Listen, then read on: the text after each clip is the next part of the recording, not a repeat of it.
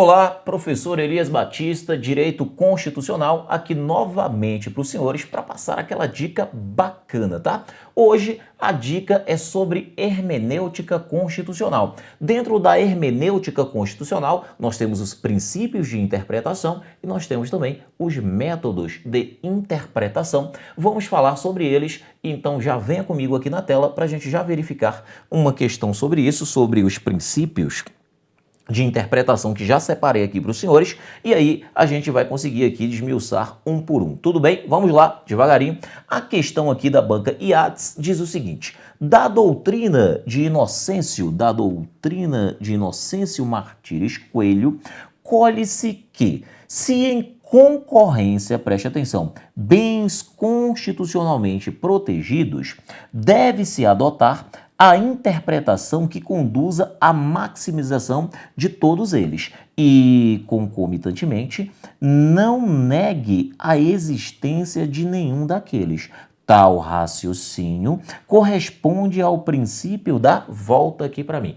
Senhores, então a questão ela pede para você apontar qual é o princípio de interpretação constitucional a ser utilizado quando estamos diante de o quê? De um choque, de um conflito, né, entre dois bens jurídicos constitucionalmente protegidos. Pois bem, senhores, para que você resolva um conflito entre dois bens jurídicos constitucionalmente protegidos, deve-se buscar uma concordância prática entre eles, deve-se buscar uma harmonização. O que não pode acontecer é você optar por um em detrimento do outro, de tal forma que você exclua totalmente o outro bem jurídico, até porque não existe hierarquia entre normas constitucionais. Logo, senhores, os bens jurídicos estão no mesmo patamar de relevância, devendo-se buscar uma harmonização, uma concordância prática entre eles no verdadeiro juízo de ponderação. Então, o princípio a ser apontado aqui, ele se chama princípio da concordância prática ou da cedência recíproca,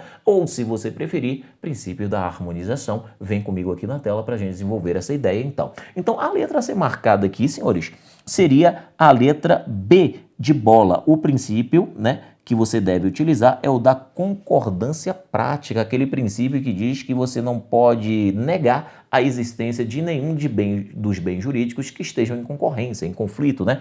Também conhecido como princípio da harmonização. Princípio da harmonização também. E também da cedência recíproca, tá? Agora nós vamos aproveitar aqui para falar também, senhores, dos outros princípios. Preste atenção aqui rapidamente. O princípio aqui da letra A, ele diz o quê? Seria o princípio da eficácia integradora. Pegue carona na própria nomenclatura, ó, eficácia integradora. Significa que o intérprete, senhores, ele deve buscar aquela interpretação que dê o quê? Maior integração. Integração o quê? Tanto uma integração social quanto uma integração política. Com isso, busca o quê? Busca-se afastar interpretações que causem uma desintegração social. Ou seja, a busca aqui é em manter a unidade, né? A unidade política. Tudo bem, senhores? A busca em manter a unidade política. Tranquilos quanto a essa ideia? Pois bem, o outro aqui, ó, interpretação em conformidade, o quê? Funcional, princípio da interpretação da conformidade funcional. Pegue carona no nome também, ó, conformidade funcional. Significa que o intérprete, né, deve buscar uma interpretação em conformidade com o quê? Com a organização, ó, com a organização funcional do Estado. O intérprete, e dito isso de outra forma, né, o intérprete, ele deve evitar interpretações que venham subverter o esquema organizatório definido pelo poder constituinte originário. Vamos colocar essa ideia aqui, ó. Ele deve, então, evitar o que, senhores? Interpretações que subverta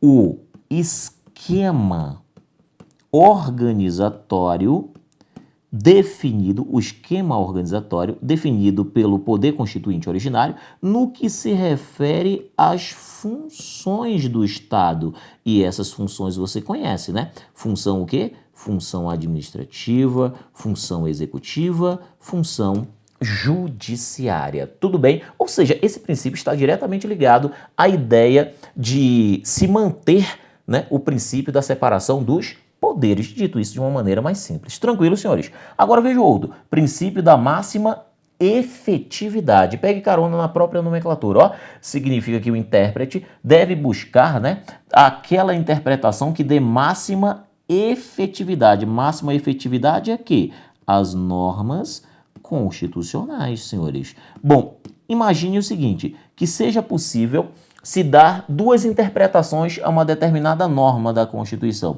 É possível interpretar que essa norma da Constituição seja uma norma de eficácia plena e é possível interpretar que ela seja uma norma de eficácia o quê? Limitada. Você acha que o intérprete deve, né, optar por qual interpretação aqui das duas? Ele deve optar por aquela interpretação que leve à conclusão de que esta norma é uma norma de eficácia plena, evitando assim a interpretação que ela é de eficácia limitada. Essa interpretação vai dar a esta norma máxima o que, senhores? Efetividade. Tranquilos quanto a essa ideia? Fácil. Agora veja, o outro princípio aqui é o princípio da proporcionalidade ou da razoabilidade, né? O princípio da proporcionalidade, não se esqueça, ele se subdivide, senhores, em subprincípios, né? É o princípio do quê? Da adequação, princípio da necessidade e também da proporcionalidade em sentido estrito. Tranquilo, senhores? Bacaninha. Agora eu vou acrescentar aqui alguns outros princípios que não estão aqui nessa questão, né? Nós temos aqui, ó, podemos acrescentar aqui como letra F, o princípio da unidade. Princípio da unidade. Segundo esse princípio, senhores, a Constituição deve ser interpretada como um todo harmônico, deve ser interpretada na sua globalidade, um todo harmônico. Volta um pouquinho aqui para mim. Segundo o princípio da unidade, não se pode interpretar a Constituição em tiras, como adverte o ministro Eros Graus, né? Você não pode pegar uma norma da Constituição e interpretar ela de maneira isolada. A Constituição deve ser interpretada como um sistema, né, único, harmônico. Tudo bem, senhores, não se pode interpretar uma norma da Constituição isoladamente, não se interpreta a Constituição em tiras. Volta aqui para mim. Senhores, aqui na tela agora, vou acrescentar mais um aqui também, ó. Vou acrescentar aqui mais uma letrinha aqui. Vamos acrescentar aqui também o princípio da interpretação conforme. Interpretação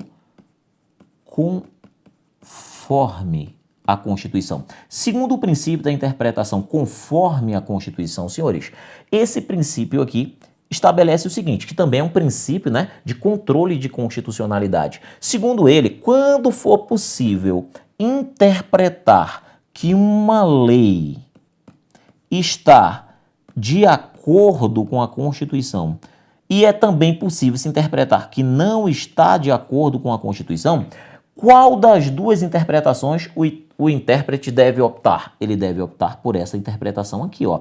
A interpretação que está conforme a Constituição, evitando aquela interpretação que leva a crer que esta lei não estaria em conformidade com a Constituição. Daí o nome, né? Interpretação conforme a Constituição. Volta aqui para mim. E por que se deve optar pela interpretação conforme a Constituição? Senhores, isso deriva de um outro princípio, porque parte-se do pressuposto de que as leis, senhores, são constitucionais, ou seja, princípio da presunção relativa de constitucionalidade das leis. Tudo bem, senhores, tranquilos?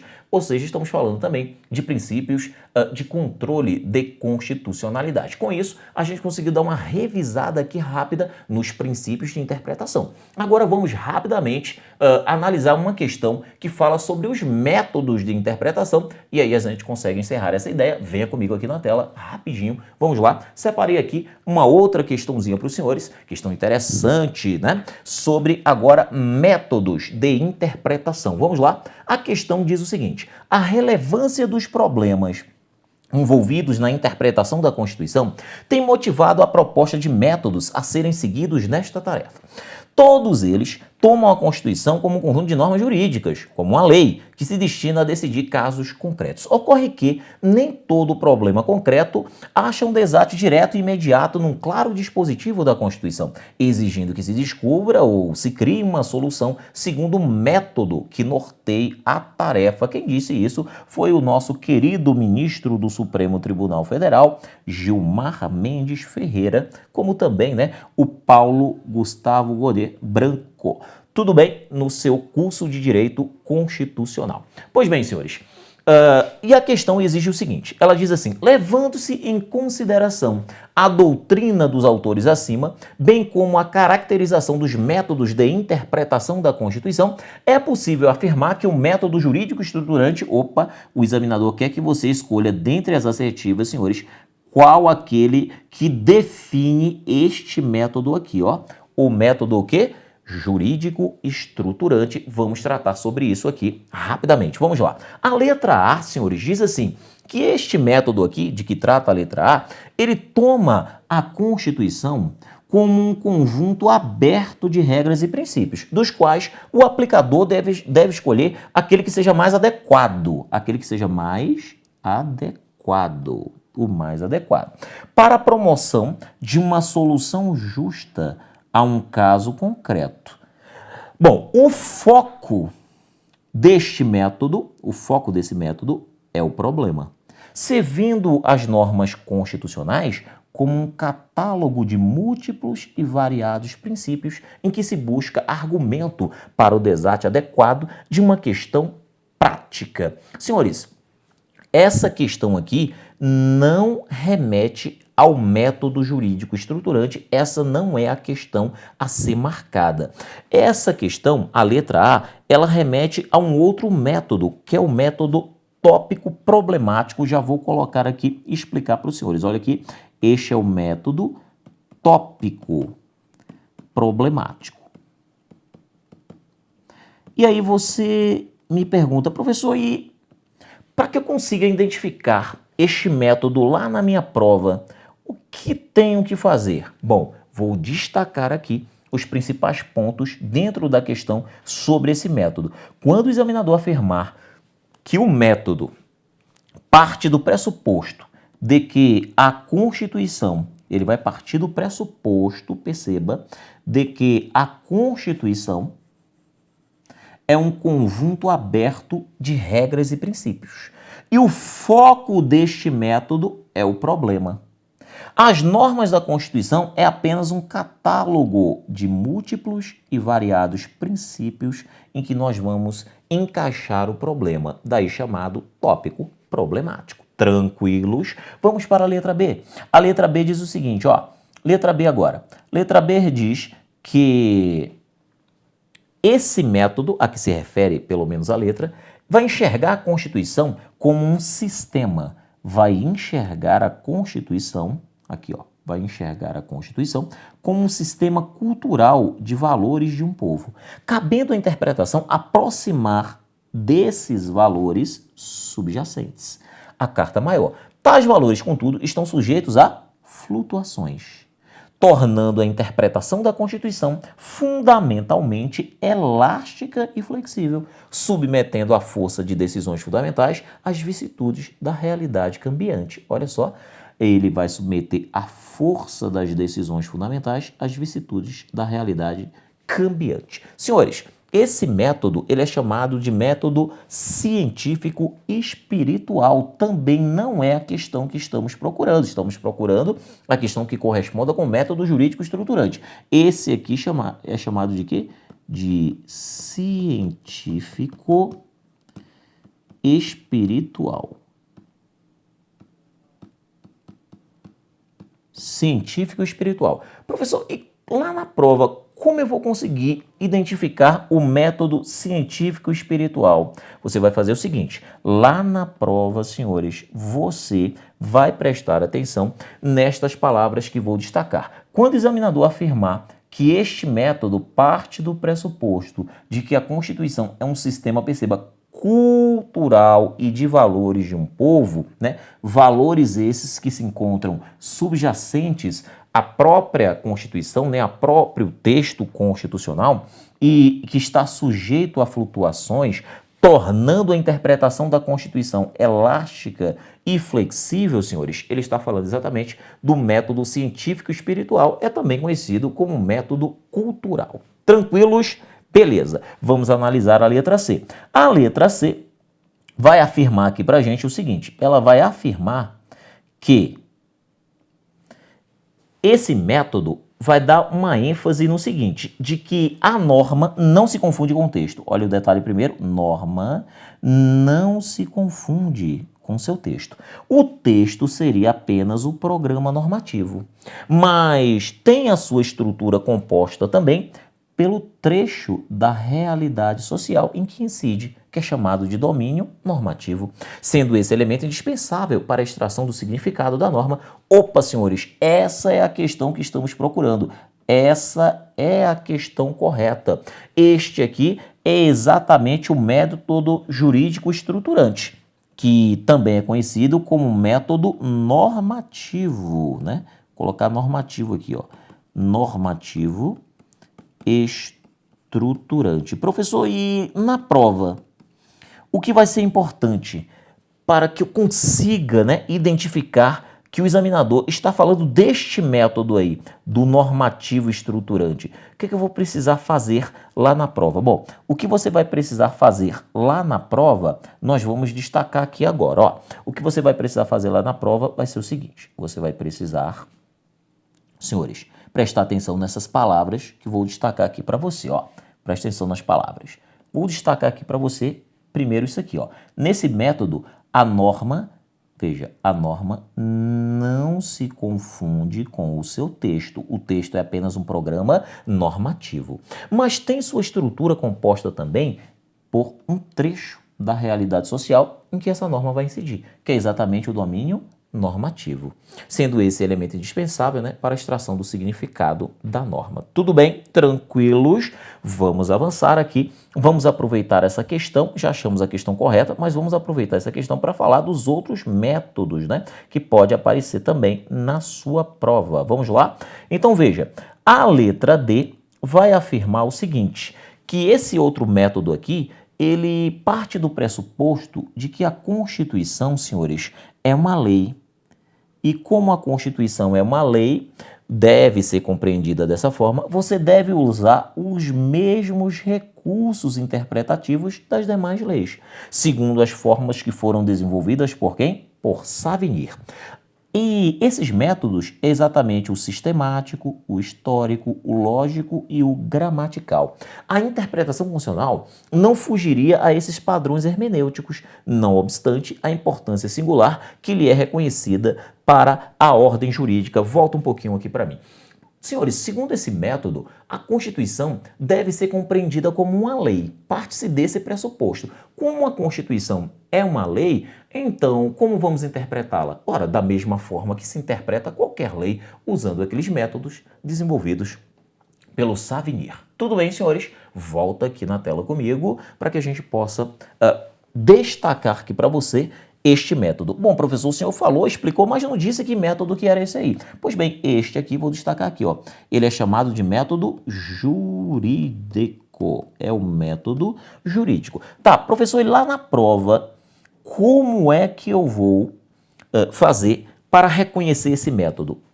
Preste atenção nas palavras do examinador. Quando ele falar que aquele método parte do pressuposto de que a Constituição deve ser compreendida como as demais leis, e aí devem ser utilizados os mesmos recursos interpretativos, né, que se utiliza para interpretar qualquer lei, que foram aquelas fórmulas desenvolvidas por Savigny, né, que é a fórmula sistemática, histórico, lógico e gramatical. Ele está falando exatamente do método jurídico. Tudo bem, senhores, tranquilos?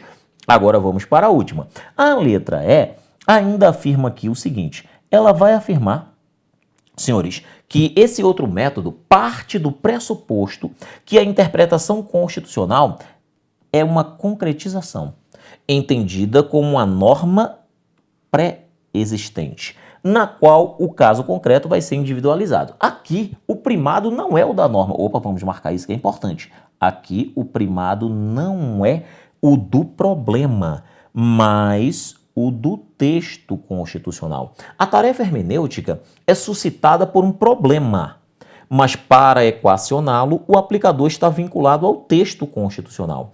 Para obter o sentido da norma, o intérprete arranca de sua o quê? Pré-compreensão o significado do enunciado, atuando sobre a influência das suas circunstâncias históricas concretas, mas sem perder de vista o problema prático que demanda a sua atenção. Volta aqui um pouquinho para mim.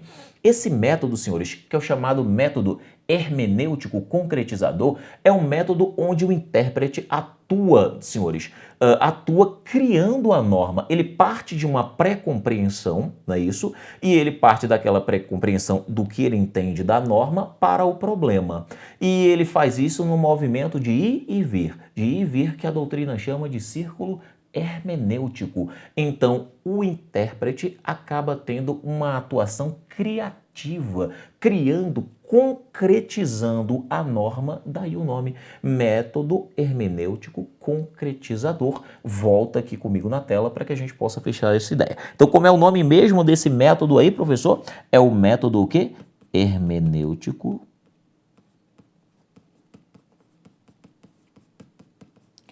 concretizador.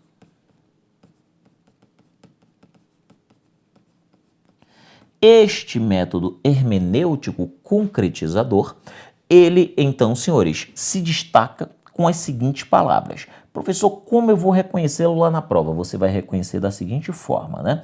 Você vai reconhecer este método quando o examinador afirmar que ele parte do pressuposto de que a interpretação constitucional é concretização, entendida como uma norma pré-existente, na qual o caso concreto é individualizado. Aqui, o primado não é o problema, mas o texto da Constituição. A tarefa hermenêutica, então, é suscitada por um problema, mas para equacionar esse problema, o aplicador está vinculado ao texto. Então, parte do texto para o problema, né, senhores?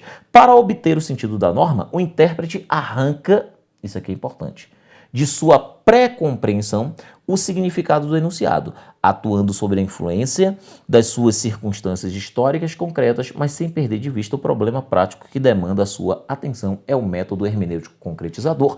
Volta aqui na tela. Senhores, com isso, conseguimos terminar aqui, de uma maneira rápida, claro, né, e objetiva para a sua prova, os princípios de hermenêutica e também os métodos de hermenêutica aí, defendidos aí pelo mestre Canotilho. Tudo bem, senhores? Um abraço, até o nosso próximo encontro.